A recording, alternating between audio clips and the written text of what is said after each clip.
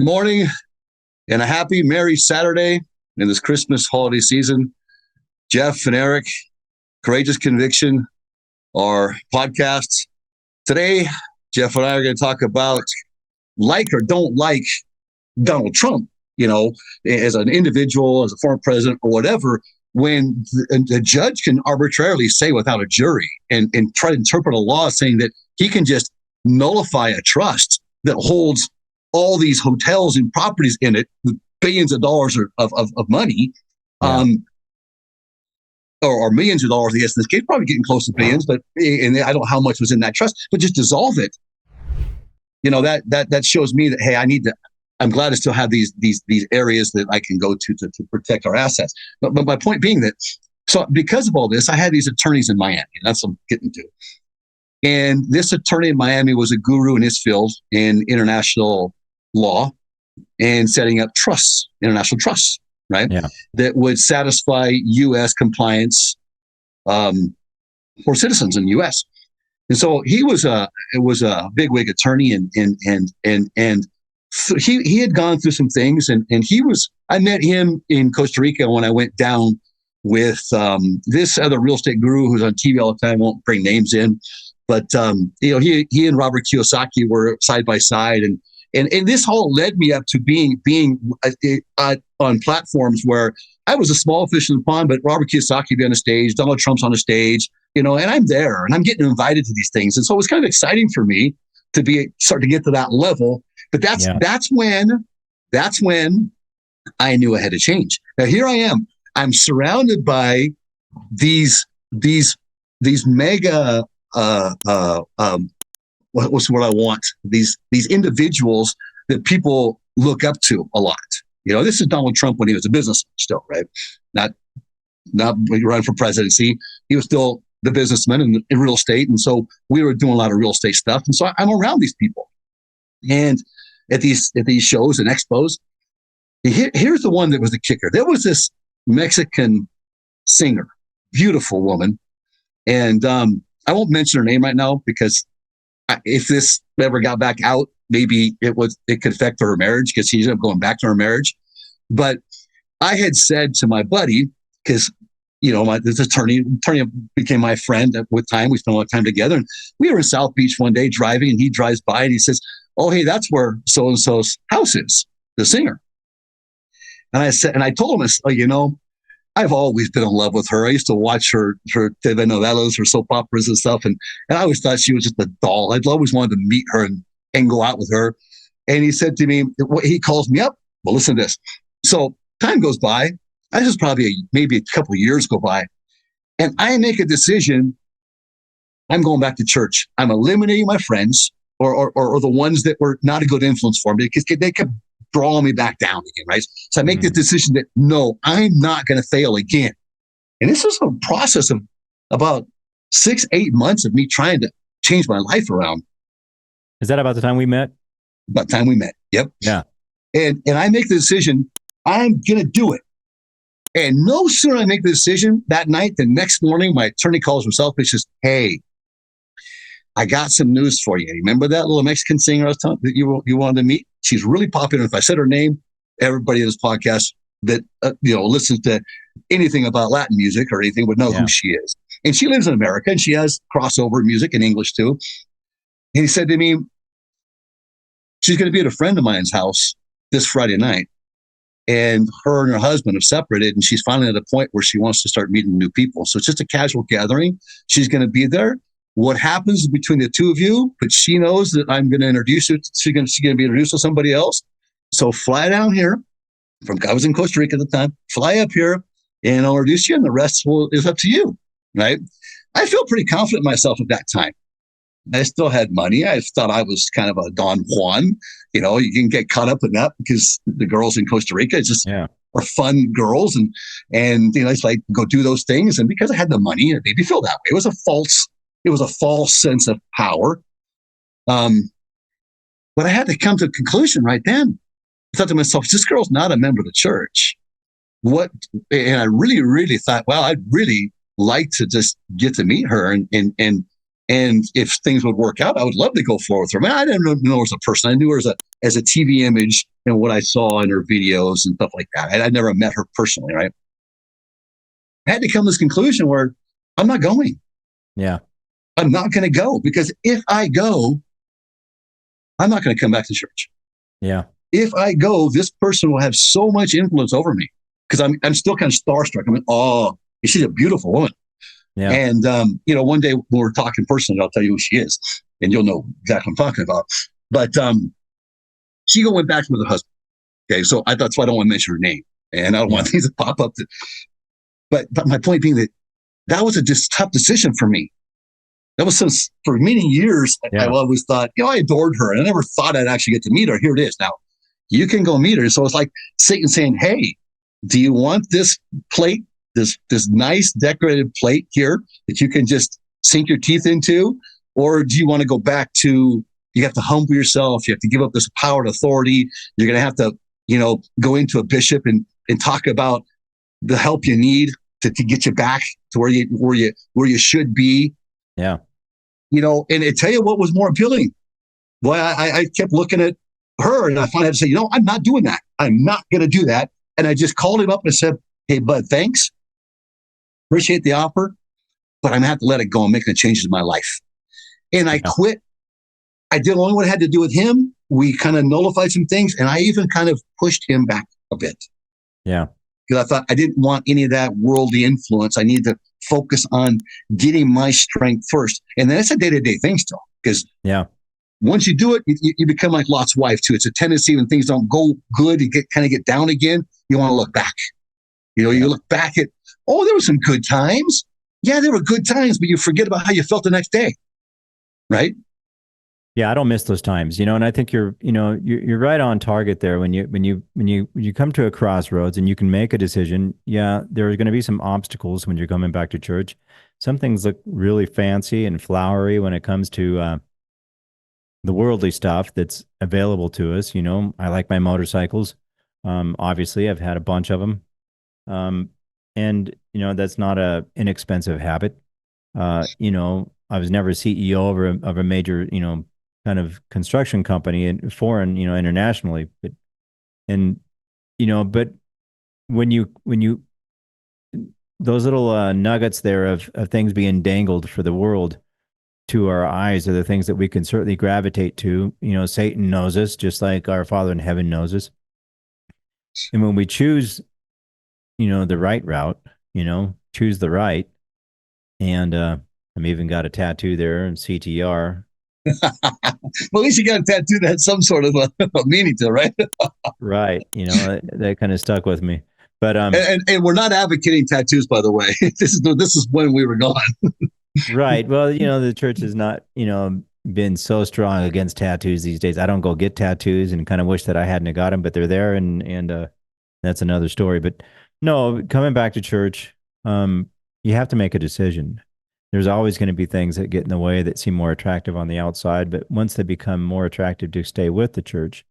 And I remember when I went back to church, one of my favorite jobs was just going back and cleaning the chapel. I became like the janitor, and every week when it wasn't even my turn, I found myself just realizing that simple act of love toward the Savior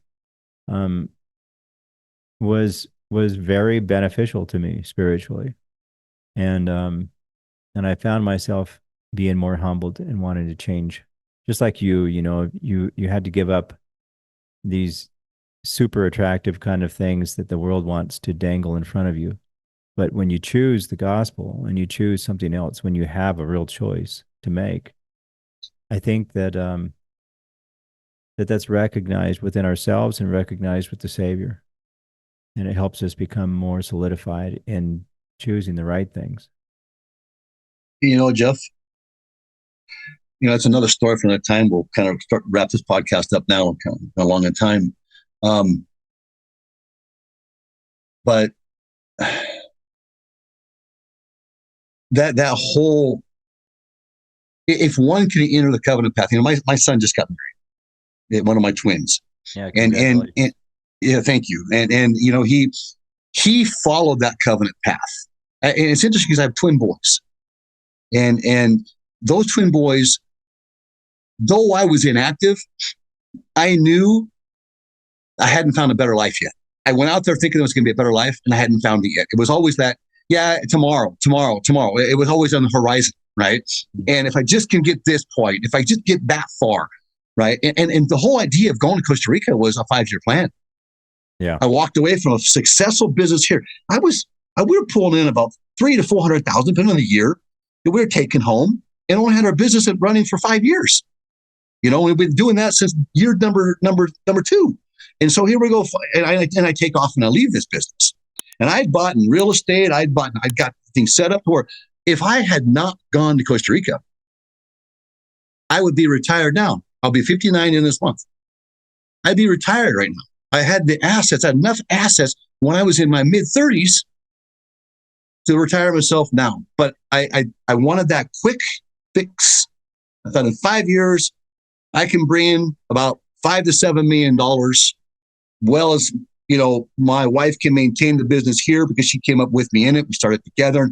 I got her license as well in case something happened to my license, and it just didn't work that way. Satan just always puts that little carrot out there. That, hey, you just a little bit more, and you give up things that really bring you happiness to going after what the world thinks is going to make you happy, and that's the money. Now, does money help us?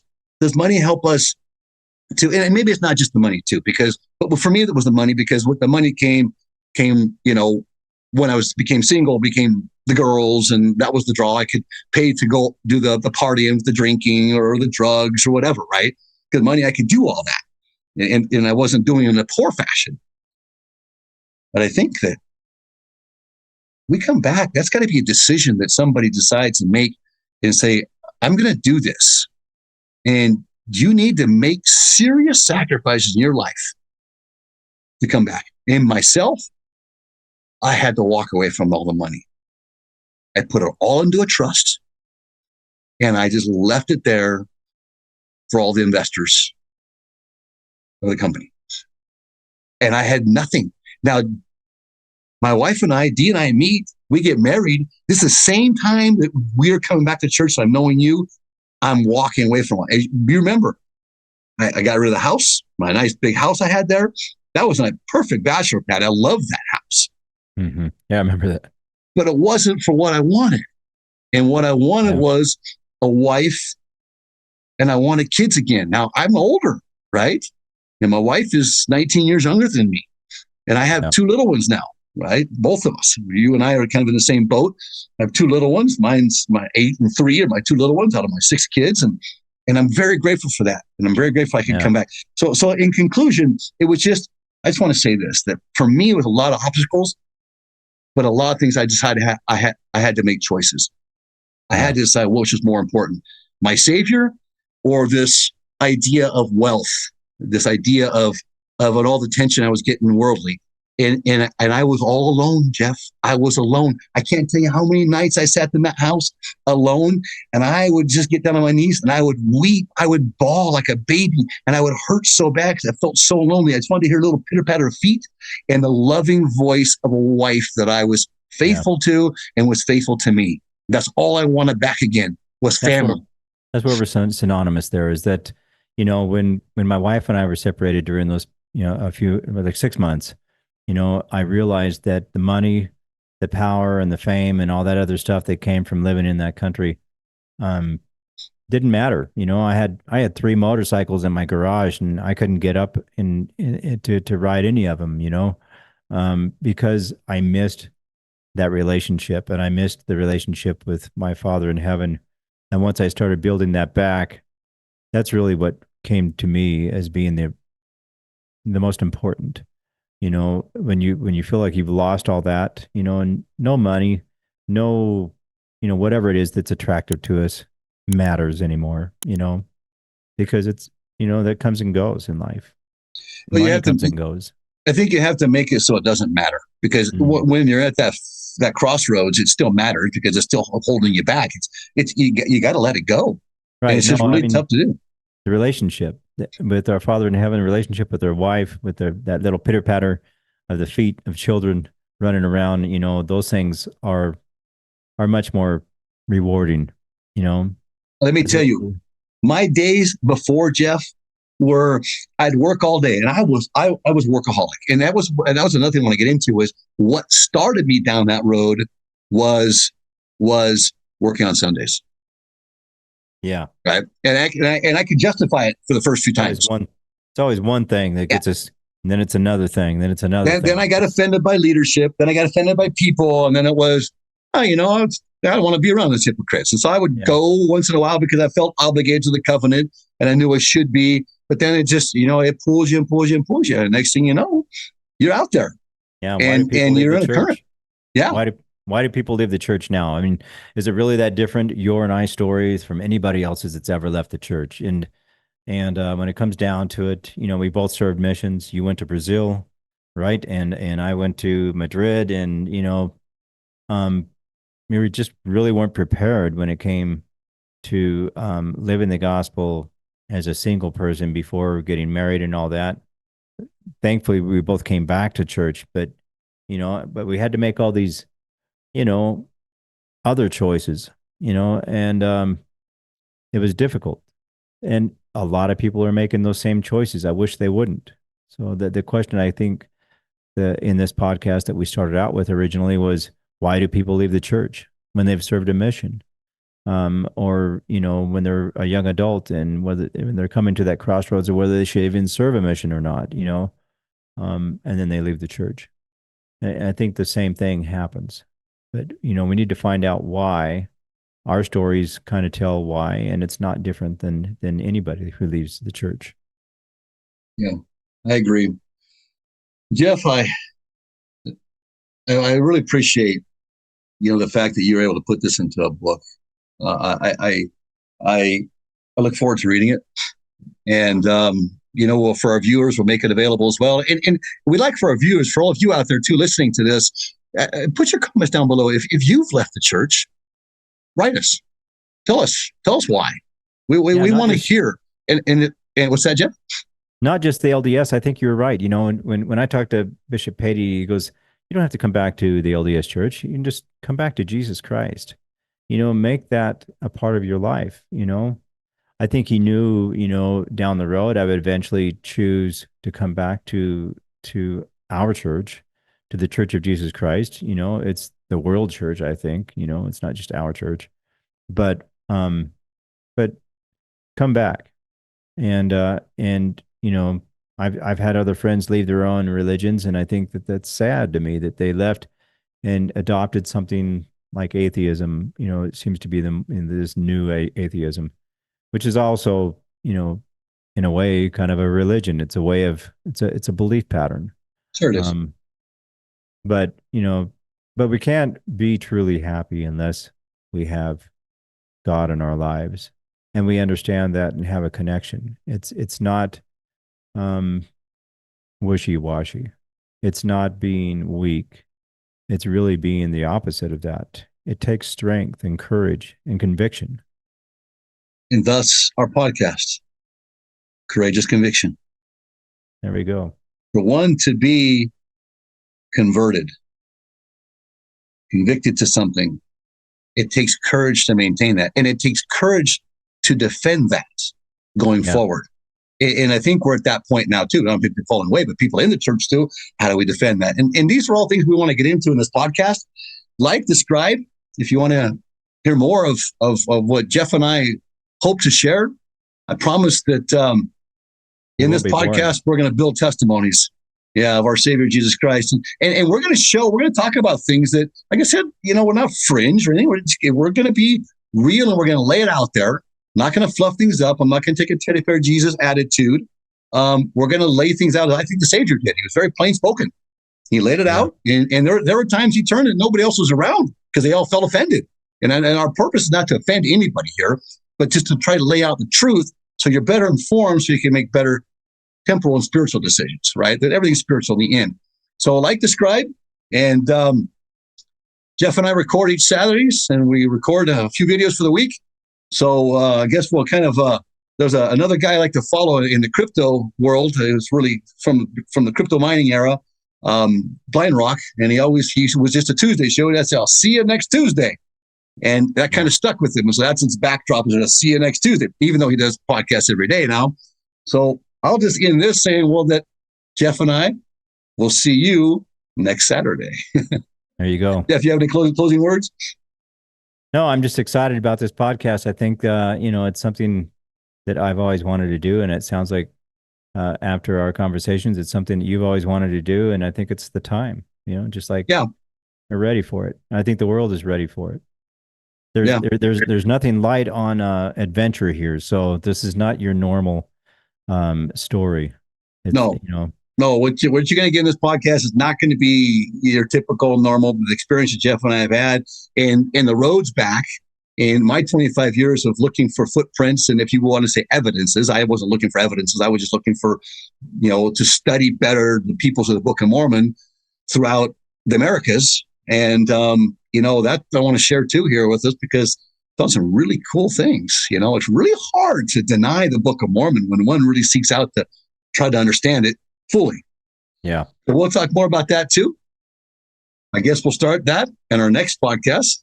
So we'll say goodbye to everybody for now, and we'll say see you next Saturday.